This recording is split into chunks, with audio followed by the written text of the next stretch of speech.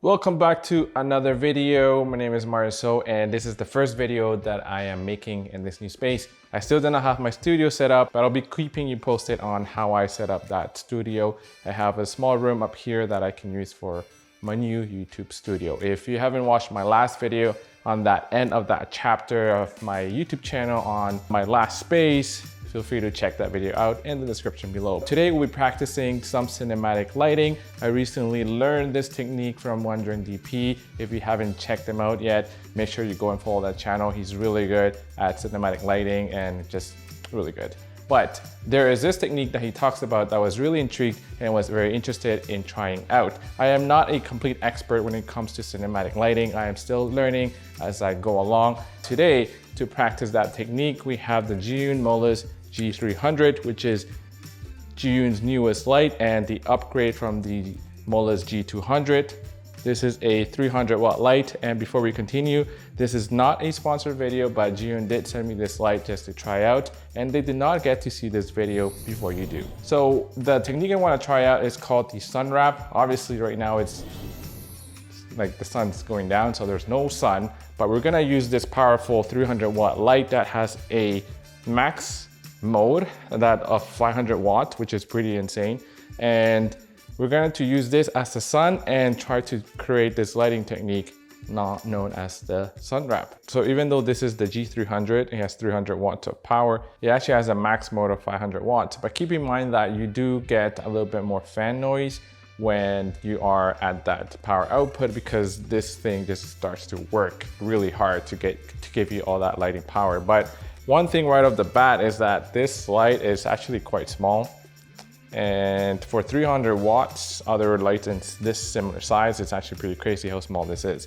It also has a control box, which I'll be showing you, but combined, you're probably looking at 6 or 7 pounds, not that heavy. And there's even this little handle on this light that makes this super easy to carry. And this is the control box.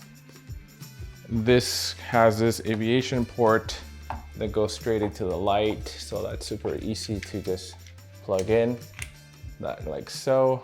Got this reflector right here, and let's turn it to lock it. They give you this cable that's 7.5 meters long, which is very beneficial, very useful if you wanted to mount this really high up. And the cool thing is that you're not using like super big converter boxes that normally you would need with high power output lights. With this, it's just this smaller converter thing, and from this you just plug it directly into your wall. So we'll turn it on this way, 19%, and I'm actually overexposed over here. Yep, I am. And people are gonna be walking outside and be like, why is it so bright in there? Hey, so this is me from the future. Just wanted to say, if you haven't subscribed yet, but have watched more than one video from me in the past, this is your cue to hit the subscribe button. And if you're completely new here, that subscribing will be greatly appreciated if you're interested in more videos similar to this one. So we have two knobs, a dimming knob and a color temperature knob. You can use this to dim it. You can press it to toggle quickly through different power outputs. The CCT control here controls the color temperature. And if I press both of these at the same time, you activate CCT max. And oh my gosh, super overexposed. Let's turn that down. So that was the 500 watts of power, but I'm gonna keep this at 2700 Kelvin for this setup. That is the light. I'm gonna have it right there about, I don't know, 20 feet maybe from me. I'll be standing about here. That is gonna act as a sun, and I'll show you where my camera's gonna be placed. It's gonna be placed roughly around here. So if you look at this diagram, this is what I'm trying to do.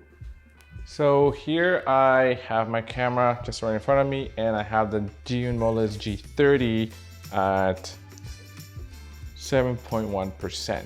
So another cool thing too is that I don't necessarily have to go to the control box to control the light. I can just do it directly from the app. I just changed the color here again, but So unfortunately, one of the drawbacks of this app though is that even though you can control intensity of this light and the color temperature, you cannot control the lighting effects, which it kind of sucks, because if you have this mounted up really high and you can't get close to the control box, you just want to keep it all in the app, that is something you cannot do. So hopefully in a future update of the software, we're able to do that.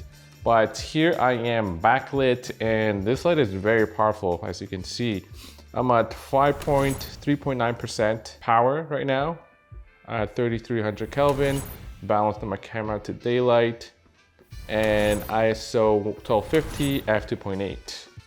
This is not an exact sun wrap because normally when you're outdoors with the real sun, you get the full intensity of the entire sun. Right now I have this a little bit more localized with the reflector, so just keep that in mind, but the concept is still the same.